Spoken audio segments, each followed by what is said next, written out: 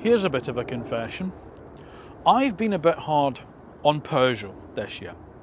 Now, it's not that they make bad cars. On the contrary, they build some very, very good cars. The little 208 Super Mini, great little car to drive. And of course, there's the C-Sector hatchback, the 308, which is a great car. And of course, you can have it as a 5-door estate, which is rare in the EV world. The problem comes, however, is because Peugeot sit under the umbrella which is Stellantis, it's decided it wants to move itself upmarket a little bit. It's decided it wants to move away from sort of like other brands which are under the same umbrella as the Peugeot, so as not to compete with them. Citroën, for instance, wants to see themselves a bit more of a kind of, not budget, but more of a sort of like a brand that sort of like appeals to those who are a bit more cost conscious, you know, offering the right car to the right people for the right money. Vauxhall, and obviously on the continent Opel, want to retain their place in the sort of like the mainstream, as they always have done for years.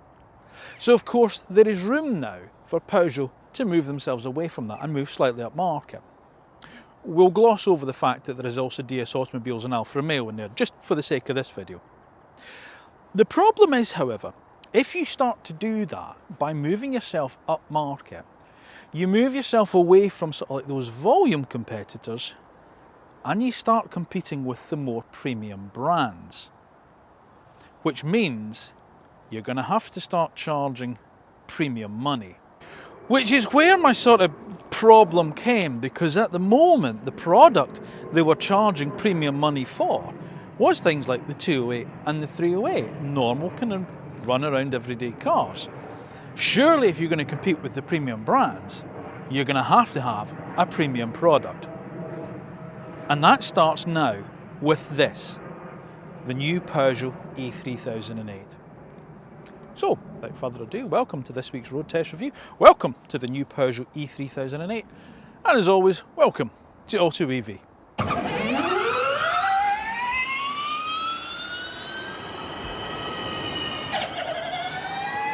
Now, before I get started on this week's road test review of Peugeot's new E3008, would you be so kind as to make sure that you are subscribed to the AutoEV channel? Then once you've done that, press the little bell button down below, because then you get notified when our next video is uploaded and it's gone live. Once you've watched it, if you enjoy it, then obviously give it a wee thumbs up, and don't forget, let me know your thoughts in the comment section down below. Let me know what you think about the cars review, such as Peugeot's new E3008, and of course on the AutoEV channel as a whole. Now, admittedly, we are a little bit behind the curve with this car. I was invited to the UK media drive of it, but I couldn't go. And Peugeot did try to get a car to me after that, but circumstances out with all of our controls meant that didn't happen. But it has happened now, and it has meant that I've been able to spend quite a bit of time behind the wheel of this car, getting to grips with it. So hopefully, I'll be able to give you a proper definitive verdict on what we think about this car. So, Peugeot, right. By 2030, they want to be an electric-only brand, and their product offering so far, as I say, in terms of cars, it's been good. The little 208 and the 308, very, very good cars. But for the money they've started charging for them, let's just say there are better cars out there for slightly less money. Let's just say that. This really is the sort of the start of the new, this is the line in the sand kind of moment, because this car doesn't use sort of like, you know, previous kind of hungover componentry like those others do. This is the new Stellantis STLA medium platform that this car sits on. And it has got a couple of real sort of like plus points with this car in terms of the battery sizes and the potential range that it's going to offer in this market space. And as I say, it's a new kind of design language as well for Peugeot. This is them really kind of moving themselves up away from the likes of, dare I suggest, Vauxhall, Opel, Citroën, you know, even Ford, maybe Kia, Skoda, and maybe more towards the sort of like the BMW, the Audi and the Mercedes of the world, you know, with their type of offerings. And that's big, bold claims for Peugeot. Is it going to work? Well, the only way we can find that out is by putting this car through the road test that actual car buyers trust when it comes to choosing their next electric vehicle. And that is the AutoEV one. Before we start the road test review, however, let's take a little snapshot at what the Peugeot E3008 is all about. Well, as I said, it sits on Stellantis Group's new STLA medium electric platform, and it's the first step in the brand becoming completely electric by 2030 in Europe.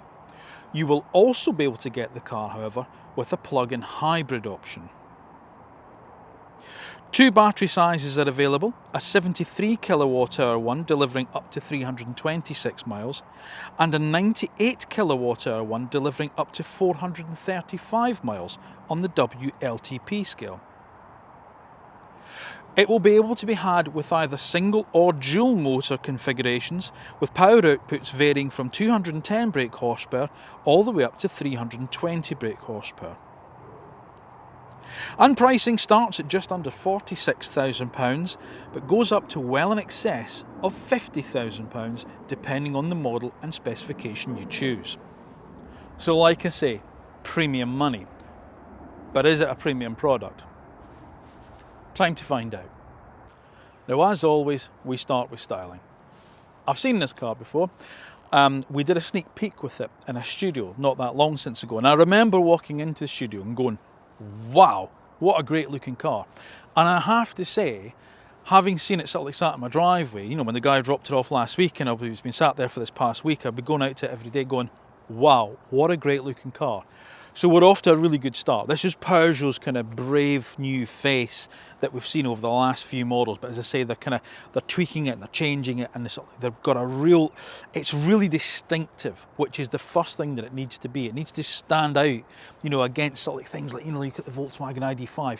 Nice car, but not exactly what you call a design classic. This is a bit more sort of like, you know, a bit more, there's a bit more in this car, and I do like that.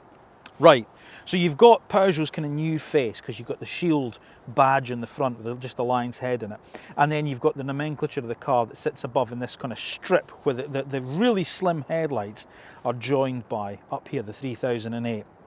The grille looks lovely, and again, it's kind of, you know, you've got these kind of little sort of like, I don't know, these little kind of squares that kind of get much bigger as it sweeps out to the side, and then of course you've got the lion claw lights here, which look great, really distinctive at the front. As I say, really nice slim headlights here with the kind of LED lamps in them, and again, little 3-claw kind of signatures in them. Really bold, looks really good, I think. Very bluff at the front, and of course the bonnet is almost kind of clamshell. And that's the only thing, it just sits a little bit kind of proud, you know, of everything else. I don't know whether that's, whether that's intentional or not, but you can see it, it's more textured at the front than maybe some cars maybe in the class do look. Most of the cooling obviously is done down here. That's obviously where the battery pack is. It's all sandwiched underneath the floor, so the cooling's down at the bottom, and that's in there. You've got a little bit of tech obviously, because you've got your kind of radar guided cruise control down here. You've got a forward facing camera there, and of course you get your obligatory parking sensors at the front. But yeah, heavily sculpted bonnet, traditional kind of 3-claw lights that we've been used to with Peugeot, the big bold shield, and the new kind of nomenclature across there. As I say, it's a good start. I think we're really off to a bit of a fly here. Let's go around the rest of it and see what else we think. It's the side profile that really looks really different as far as I'm concerned, because it's not a particularly, but it looks quite big when you see it in terms of its kind of physical stature, its height. But actually, it's quite a compact footprint, 4.5 meters long, which is similar in length to say like the Kia Niro or the Renault Scenic, which is also a car that, you know, I've got a lot of time for. But again, it's the side profile. There's lots of really nice touches with it. Now, this is a GT model, which you can tell because you get the lion shield on the side there. Like Ferrari, your Scuderia shields, you know, that's what you get there, your lion shields there. Big wheels, sorry, it keeps locking and unlocking every time I'm going to need it because I've got the key in my pocket. Big wheels. 19-inch standard, up to 20s depending on models. These are the 20s because again it's the GT, and they've got that kind of asymmetric design like they did on the 408. You know, I said 407 earlier, I meant 408. You know, that kind of weird kind of fastback machine that they've got, which again, another great looking car. But it's the detail of the design here that I really, really like. So you get this really sharp kind of line that runs along here. But the window, there's no rubber guttering down here. It's just bodywork glass. That's it. It's really neat. That's a real kind of premium touch. You know, things like Range Rover do that now, so Peugeot's starting to do that. That's, you know, that's something that you notice when you walk up to the car. This kind of matte, kind of like silver finish here that flows into this floating roof spoiler. Now that was first shown on the Quartz concept car, which pretty much this became, you know. So as I say, that's that kind of nod to that car there. And then you get this kind of contrasting kind of black down at the bottom here, again, just to pinch the bodywork and to reduce the visual bulk of the car. But as I say, it's compact that way, but it's quite big in stature. So, you know, you're looking at things such as, I say, Volkswagen ID.5, Ford Mustang Mach-E GT, those kind of size of cars. That's what you're kind of aiming at with this vehicle here. Big chunky door handles, nice and easy, you know, just to sort of like pull on, you know, to try and get the, you know, get the door open.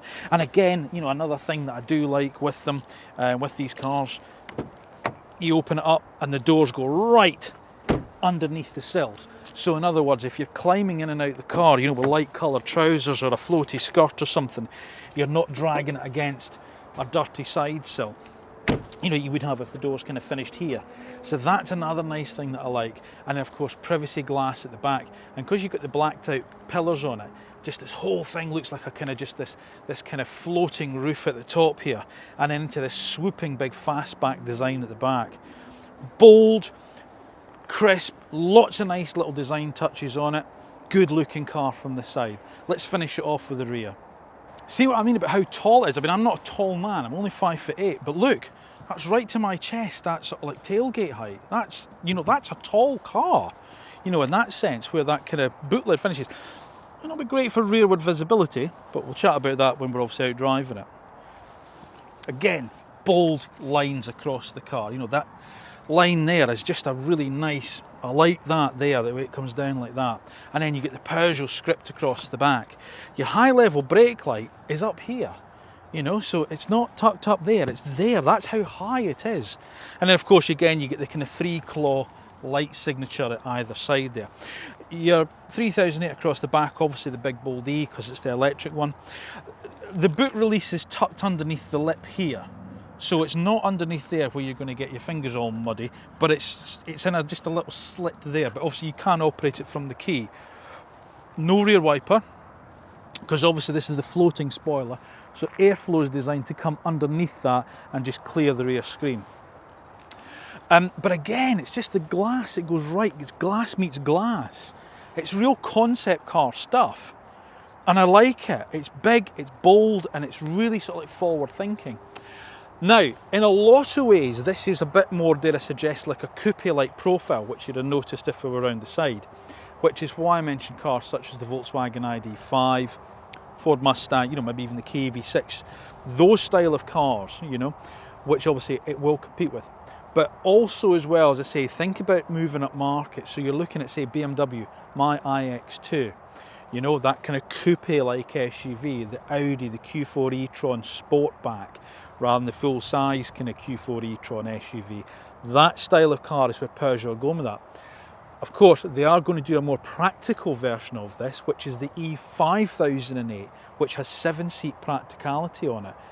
But as we'll see when we now do Practicality, you don't really miss out on boot space, because there is quite a lot inside the car. But just going back to design, what do you think? Bold, because the 3008 when it came out was that weird kind of thing. It was a kind of semi-SUV slash MP. It looked horrible, I think, the first one. They got it right with the next generation, which was much more SUV-like. But this is a step on from that. I mean, this is quite bold and very kind of in your face, but not too avant-garde. It's exactly what I think Peugeot should be doing. But what do you think?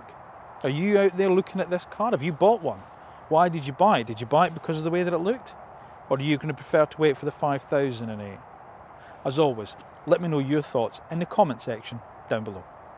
Right, practicality wise, excellent. 520 litres of boot space as standard. Now, to give you an idea, my BMW iX2 is 525 litres, and that's a fairly decent size of boot. What you've got, however, is this nice squared off boot. You've got a 40-20-40 split in the rear seat, so you can fold the rear seats down to give more space, obviously, if you need them.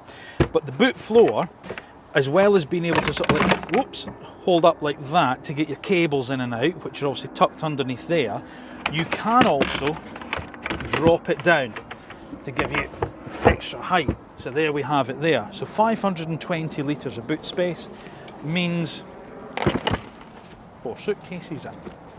So there's our large, there's our medium. 2 carry-ons plus rucksack, absolutely no problem whatsoever. This boot, however, does seem quite low. I'm not sure whether that was meant to go up a bit more or whether I can alter the height of it, but that does seem quite low, and as I say, I'm only 5'8". I'm sure it will go up. I'm sure it must go up further than that, but that's it.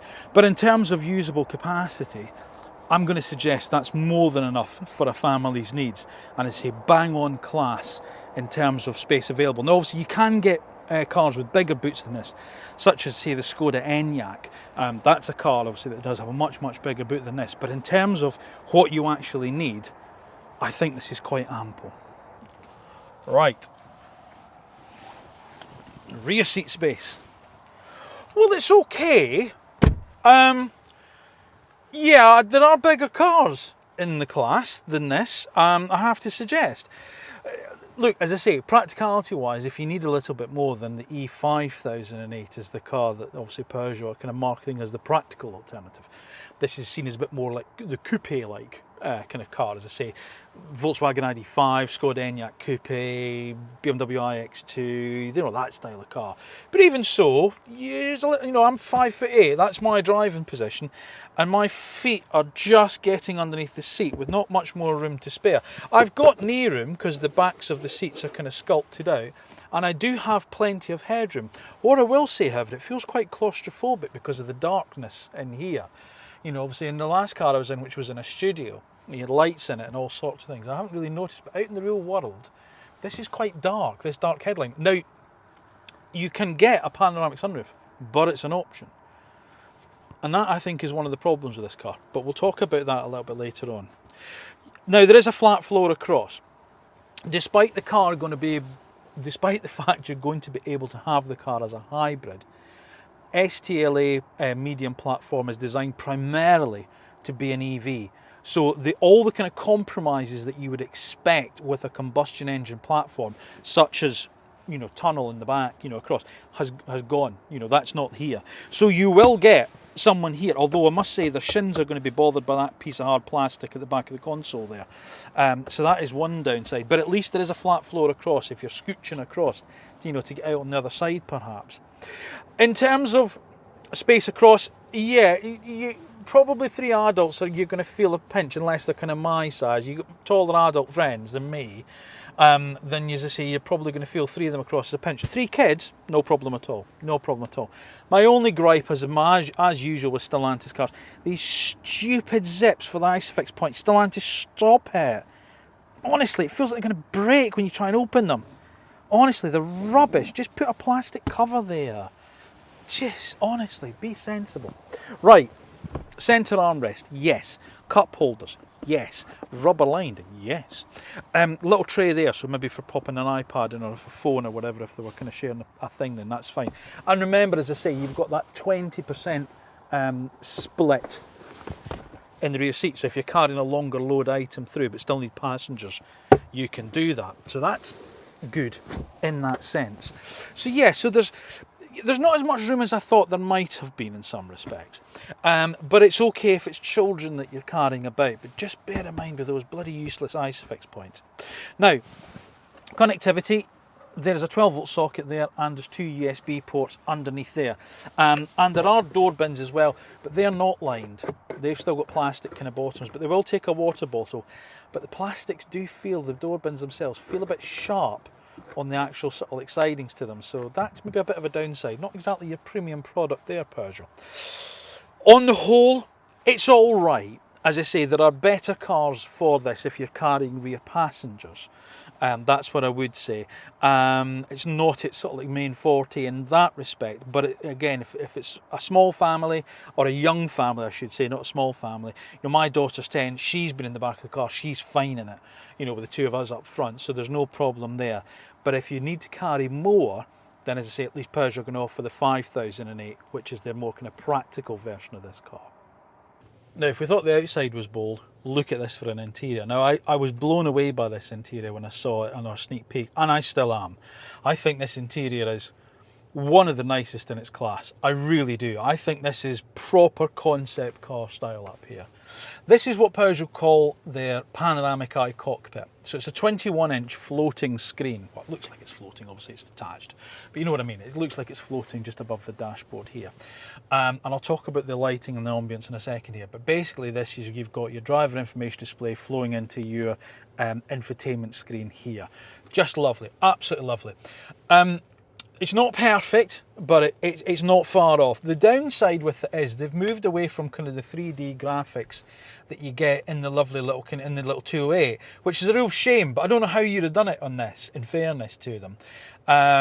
So you know, it's still really stylish. It's still really clear. It still looks great. In my eyes, it's just a shame you lose that kind of 3D effect that you get in the little car, which I absolutely love about the 208.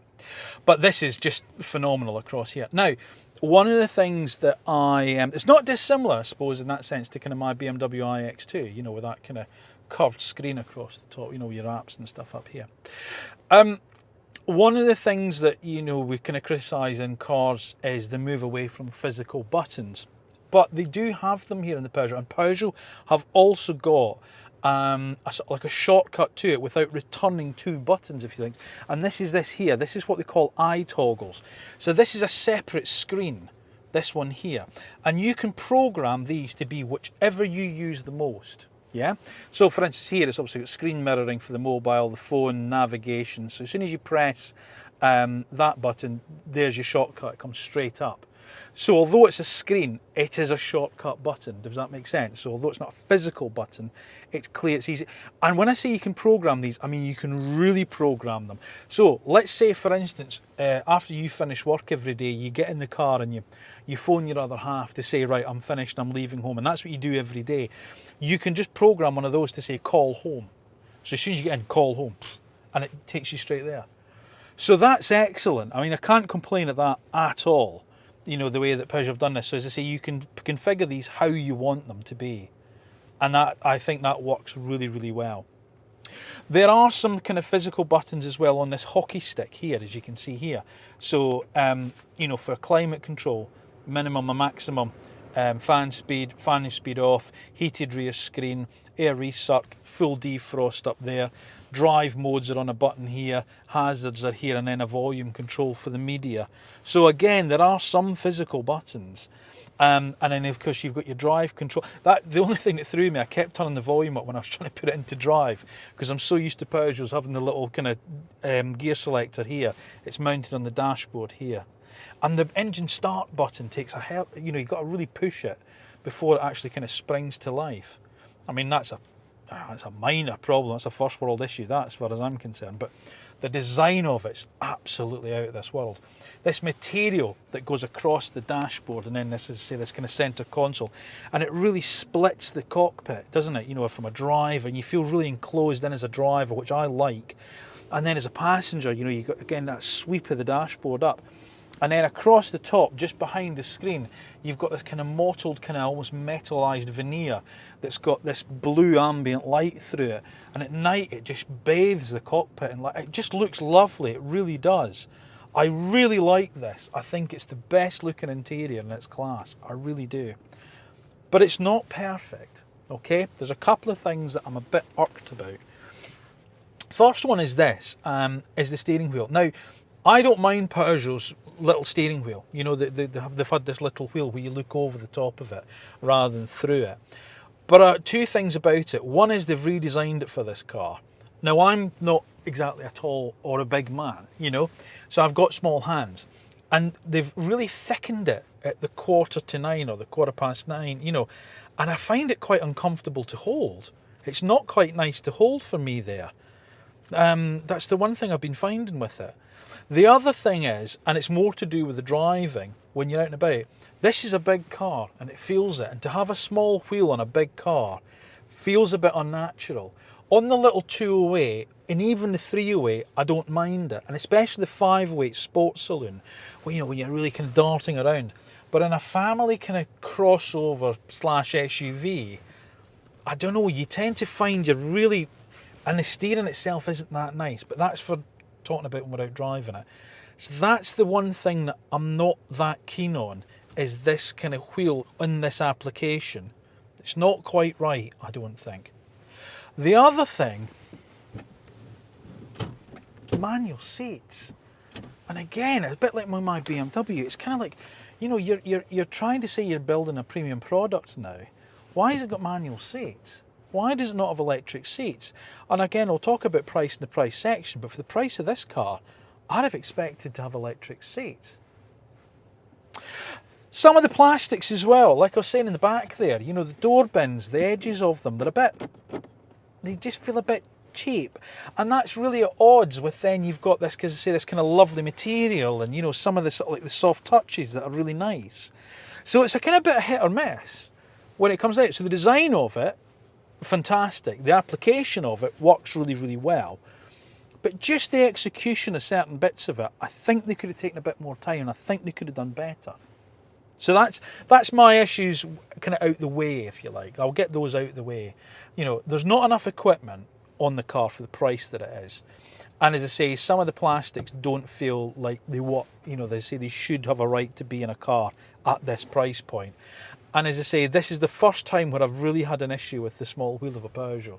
Normally I don't mind it, but the bigger the car, I'm starting to find this a little bit of a problem. Right, I'll move back on to the good stuff now. So the controls on the steering wheel, they look like they're touch sensitive. They're not. They're actual kind of physical buttons. So for, you know, turning the volume up and down, you know, the whole thing moves when you turn it track selection. The ADAS system, you know, your cruise control on this side, same thing. You've now got brake regeneration paddles. No longer have you got the B mode.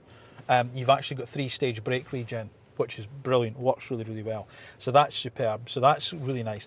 And then your column stocks behind, you've got one here, the button at the end of this one will change the dashboard configuration to show you different things that you want to configure it to. And I suppose there's probably enough in there for most people. So like for instance, I've had it up where I've got the navigation right in front of me, then the media being played over here. I quite like that kind of way around, so the nav's in front of you for using it. And of course you don't need a head-up display because this is mounted right in your eye line, so that's excellent. And then obviously your wipers are over kind of on this side here, and then obviously various different sort of like things you can have. You know, you can press the end of this one and it gives you your trip meter up there. And your wipers obviously at the end of that. Gosh, gone off there. And obviously there's a good range of adjustment. You know, you can adjust the he says, you know, you can adjust it for reach, for rake, you know, all the rest of it. But as I say, it just, I don't know. It's the first time I've just had a bit of a problem with this little wheel. And then, as I say, having to move the seat manually. Storage is excellent. You press this button here, he says, and this flips over, and you've got a really deep well in here, this bin in here, where there's a 12-volt socket and USB things in here. There's wireless charging pad, that's underneath the dash here, and it's wireless Apple CarPlay and Android Auto you get, so that's tucked away. That's nice. Your phone's tucked away in there. It'll take a bigger phone. You've obviously got cup holders, bottle holders here, two of, excuse me, and then a really deep a really deep cubby in here. You know, you can get your sunnies in there, and it's also ventilated, so the aircon works in here as well. So it'll keep your Mars bars nice and cool in there as well. And this is the bit as well, you know, I was saying about some of it feels, this bit here is lovely and padded for your arm, but then here it's really hard. Why didn't they just pad that bit as well when they were doing that? That would have made all the difference. It really would have done, and just, you know, been much nicer to the touch. So, the interior, as I say, the design, absolutely brilliant. I love it. The way it works in terms of the eye toggles and, you know, them being kind of all angled towards the driver, absolutely fantastic. You know, the touch screen itself up here, you know, for moving things around and for going into, it's got the usual kind of Peugeot animation, so it's not quite that quick, but it's not laggy. It's just by the time it goes through all its kind of little kind of songs and dance, you know, and kind of brings things up, that's all, you know. And then obviously your aircon is up here as well, you know, so, you know, it all works fine. There's not a problem with it. As I say, it's just the actual sort of like the design of it, the execution of it is all there. And as I say, I love the design of it. It just works so well and it looks great. And these are brilliant. You know, it's a really simple solution to still sort of like bringing buttons back, but by not having buttons. The fact you can then program these as shortcuts, fantastic. and the design and the materials of this material and stuff. But then they've kind of ruined it a little bit by kind of having sort of like, you know, a real contrast of materials, some of which feel nice and plush, some feel really a bit cheap. And then there's not as much equipment in the car as I think it should have for the price point, and dare I suggest the cars that Peugeot say is its competition. And then, as I say, we'll get onto this later on as I'm driving it, but that's not quite perfect. But I like the fact they've been bold, I like the fact they've tried something different, and I like the fact that it does look as well as it does. And it still doesn't disappoint after all these months of having seen it in the studio, then coming back into it. I'm still blown away by the interior, and I still think it looks great. But it could have been better. So this is where the Peugeot stands apart a little bit from its main competition in the class, because of the battery sizes that it can have. This is the smallest one, and it has a usable capacity of 73 kilowatt hours. 73 kilowatt hour battery. That should give, according to its WLTP figures, 325 miles of combined range. That's phenomenally good. Now, in fairness, I charged the car up the other day. You know, I was out and I thought I'll stick it on charge while I was out taking the dog for a walk. And I stuck it on a public charger and took it to it was just over 90%, and it was showing about 310 miles of range. So that is quite believable. And obviously, depending then how you drive it, will depend on whether or not you maybe could get that range out of it. If you do need more, however, you can option it with a long range battery, which is 98 kilowatt hour usable capacity. That's huge. I mean, that's the BMW, you know, i5. It's bigger than the BMW i5. You know, it's almost i7, you know, Audi Q8 e-tron, you know, Mercedes-Benz EQS kind of size battery. That's huge. Now, that should see a range of up to 435 miles on the combined cycle. Now, we've only really seen sort of like ranges like that come from the likes of, say, Tesla, some of the Kias and things like that in this sort of range. But that's real proper range-leading stuff, I think, you know, from Peugeot. So well done. Now, charging speeds. Nothing to really write home about, but not bad at 160 kilowatts on the DC. So 10 to 80%, benchmark 30 minutes, done and dusted. Of course, if you're charging up from your 7 kilowatt wall box, then the big battery especially isn't going to be done in just a few hours. It's a proper overnight job, that, and then some, to go from completely flat to full. You do, however, get an 11 kilowatt onboard charger as standard. So if you've got access to that faster 3-phase electricity, you're taken care of with the car as standard. But you'll also be able to option it later on with a 22 kilowatt onboard charger as well. So that's there if you need even faster than that. The vehicle also comes with vehicle to load as well, which is the first of the Stellantis Group cars to do that. So again, you're charging up an external device or even another car, you'll be able to do it from this car. However, disappointingly, a heat pump is an option. Why? You've done so well, Peugeot, given all of that, only to drop the ball right at the last minute by making the heat pump a cost option, and not a cheap one either. Right, now when it comes to performance and handling, there's a little bit to understand with this, because it will depend obviously on the model that you go for, as in what you will get. So basically, at the moment, you can order this as a single motor front-wheel drive car, which is 210 brake horsepower with a 73 kilowatt hour battery. Okay, so that's what you get at the moment, and that should see a 0 to 60 time of 8.7 seconds. Not exactly blisteringly fast, okay, but if you do want to be blisteringly fast, you are going to be able to have it with the dual motor version in the future, which is going to put out 320 brake horsepower, which will slice the 0 to 60 time down to 6.7 seconds. So much more sort of like in line with what you would expect for that sort of, dare I suggest, power of the car. If, however, you wanted the long range battery, so the 98 kilowatt hour battery, you can't have that at the moment with the dual motors.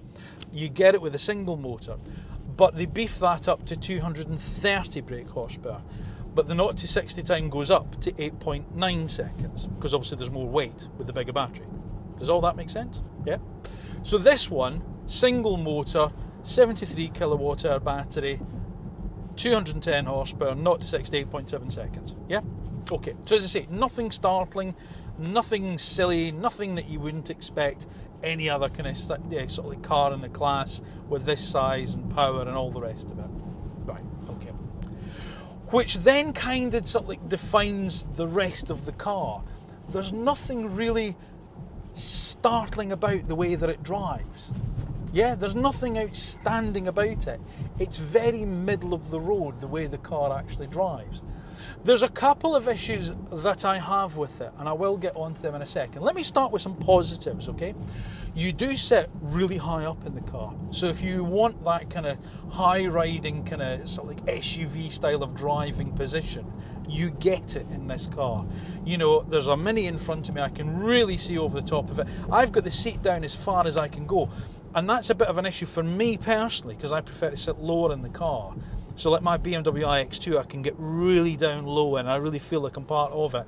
I feel like I'm sitting on the Peugeot.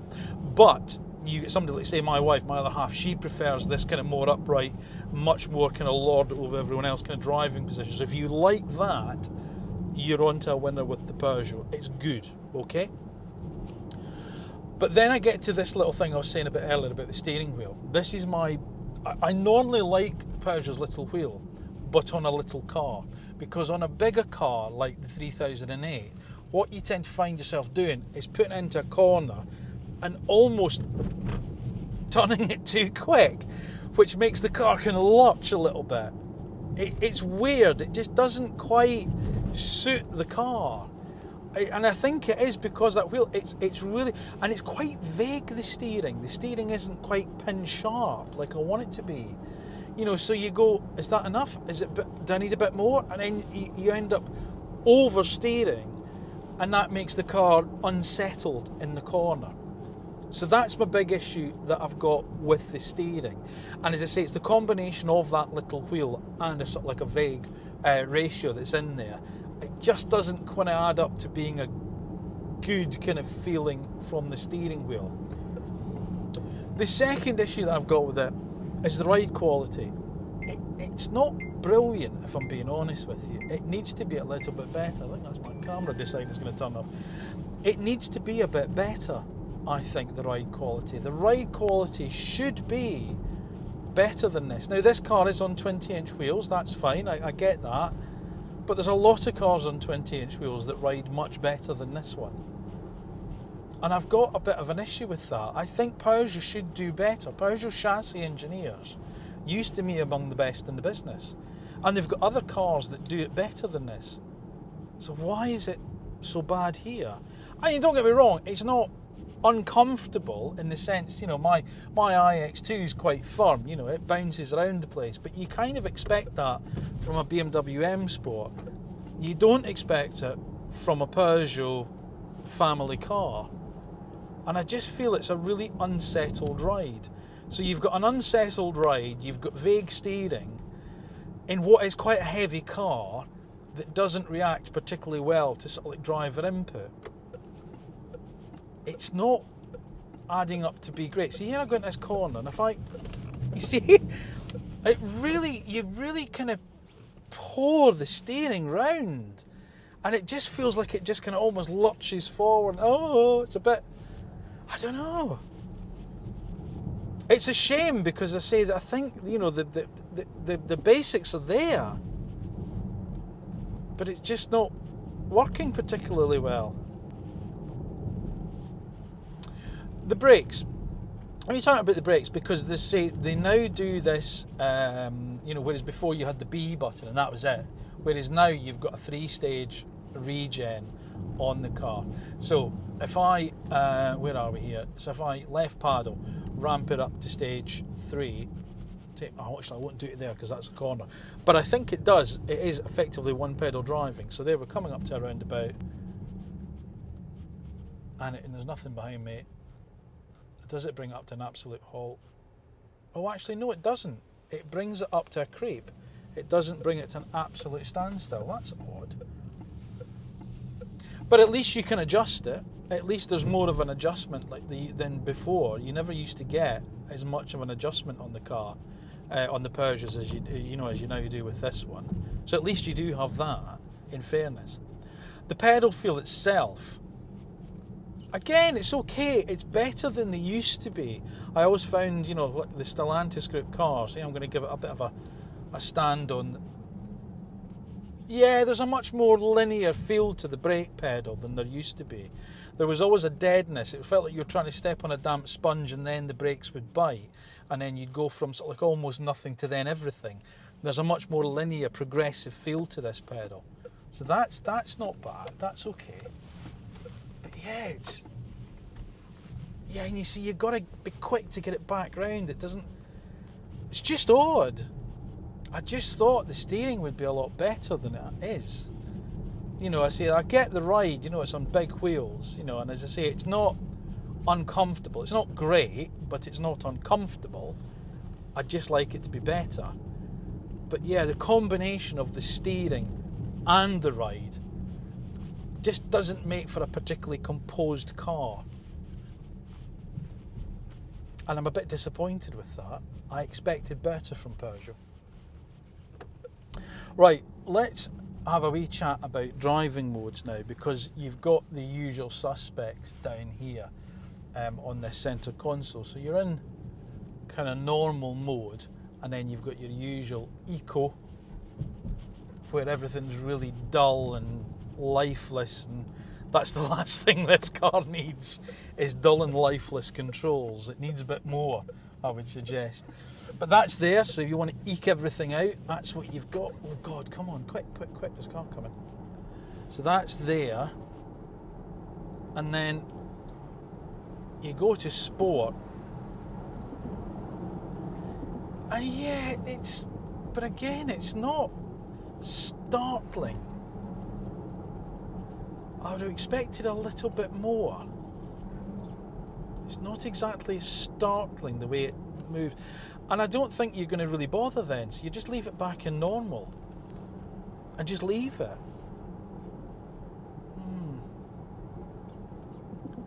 So as I say, it's not a bad car.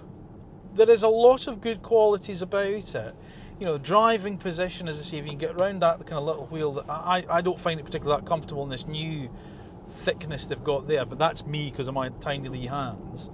I don't find it particularly comfortable there. But the driving position itself, you know, as I say, you sit high up, you've got a good view forward, the interior display is phenomenally good. You know, as I say, the dashboard, the way everything works, everything's within an easy hand stretch away. Ergonomically, you can't fault it really. You know, even these eye toggles, you know, the screen response is really quick and good. So on that hand, you've got something that's really very good. The seats are comfortable as well. You know, there's good sort of like lateral support down the sides, and also down your kind of side of your thighs as well. There's good support under you there.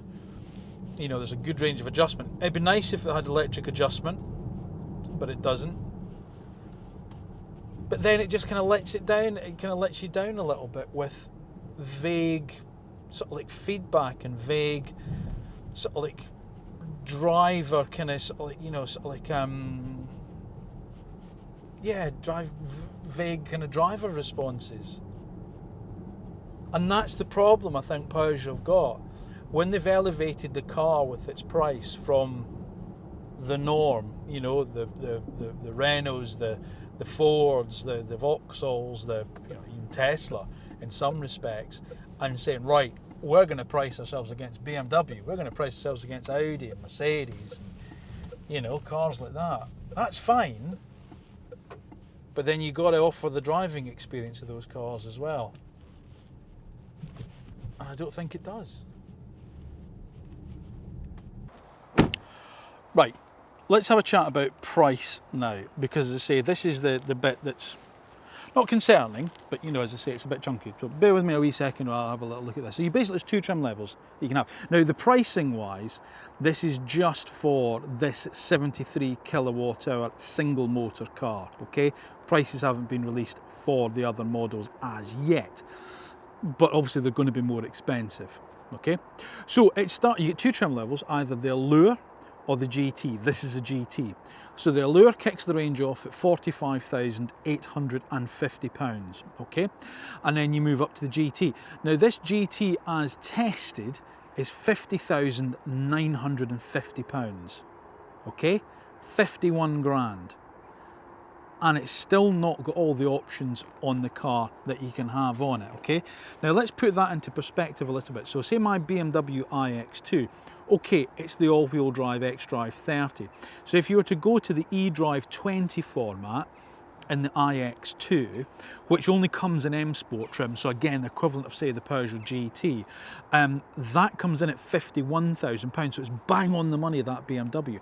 Okay, it's got a bigger battery, but it's Peugeot in comparison with the BMW. Do you see what I'm saying? They are pricing themselves squarely against BMW, Mercedes and Audi, away from the likes of Renault, even Tesla, Ford, people like that would traditionally, you would normally have put Peugeot up against. So that is bold. Now, as I say, obviously, you know, you're going to think then that you've got the dual motor car that's going to be available, plus the long range battery that's going to be available as well. That price is only going to go up. The other issue that I have a little bit is with the price of those options. So I've just got some of the options up on here. Oh, hang on, just shut that down. I've got the options up on here. Now, if you want, say, the advanced grip control, that's £300. Okay, arguably you don't need that. The heat pump that I was telling you about earlier, 700 notes. 700 quid for the heat pump. 360-degree vision and drive assist, which gives driver attention alert, long-range blind spot monitoring, rear cross traffic alert, highway assist, flank guard protection, door mirrors, reverse gear indexing and blind spot monitoring. That's another £600. Yeah? You want the Napa leather? 1,600 quid. Tow bar, £500. You want the panoramic sunroof? Well, that only comes as part of a pack, which gives you this, which is called for some reason the Sensation Pack, which is the panoramic sunroof, the opening spoiler at the front, clean cabin, I don't know what that is, and the premium audio system. £1,200 for the Sensation Pack. The only sensation I'm feeling at the moment, Peugeot, is being ripped off squarely. That's a lot of money. Which brings me neatly to the competition. What else could you consider if you're looking at the new Peugeot E3008? Well, look, I've already mentioned quite a few that we've been discussing all the way through it. But let's start with those premium ones. You know, as I say, the BMW iX2. Not exactly a looker, doesn't look as good as this. And I run one, you know, I've got one on my driveway at the moment. I understand, not as good looking a car as this, but drives really, really well. Okay, that's a competition for this, especially its eDrive 20, you know, front wheel drive one, especially against this particular car. Mercedes-Benz with the EQA250 Plus, that's a car, sorry, it just keeps locking and unlocking itself because my key's in my pocket. That's competition for the car, and dare I suggest more kind of conventional in its approach, less the kind of coupe, like more of a kind of conventional family looking kind of crossover slash SUV. Audi Q4 e-tron Sportback, you know, again, that kind of coupe-like kind of SUV style of car. So those are the kind of three sort of like premium badged ones that you would automatically think of, I think, you know, in terms of the price point where this car is. But then you start to look at what the other kind of more mainstream, dare I suggest, manufacturers that traditionally you might have put Peugeot up against and what they offer. Well, of course, there's Ford with the Mustang Mach-E, Kia EV6, great car. If you want the practicality of Kia, then of course there's the Niro, which is a lot less money than this. Renault Scenic, the Scenic E-Tech, what a great car, and some thousands of pounds less than this car. And dare I suggest maybe works a little bit better as a normal kind of family car, certainly space-wise. Tesla Model Y, you can't ignore it. You know, in terms of the money, what you get for the money in terms of its range, its efficiency, its performance, again, thousands of pounds less. And that's before we've discussed things such as, you know, sort of like the infrastructure that Tesla comes with its supercharging network. Skoda, Enyaq Coupe, you know, that's bang on the money for this, and in terms of its sort of like, you know, its spacious interior, its luggage capacity and things like that, again, it's bang up against this. Volkswagen ID.5, not my favourite in the class, but again, you know, you've got sort of like, you know, Volkswagen kind of build quality, and okay, some of their tech's not the best there, but it's just gone through a little bit of an update, and there's a lot there. What I'm trying to say is, there's a lot of cars out there at similar money, and some at even less that does the same job. So here's what we like, and what we don't like, about the new Peugeot E3008. Well, we like its styling. We love its interior design and technology. And we also like the fact that it offers class-leading range and a choice of battery sizes. We don't like, well, it is quite pricey, and some equipment is optional that we feel should be standard. The ride quality isn't that great. The steering can be a little bit vague. And also some of the interior fittings don't feel that premium for the premium price. This is quite a difficult car to provide a real definitive verdict on, because with the design and the technology that it has, and the battery sizes that it comes with, and the range that it can offer, it should be a real class leader amongst the contemporaries that you would normally have associated Peugeot with. The Renault Scenic E-Tech, the Kia Niro EV, the new Ford Explorer, the Tesla Model Y.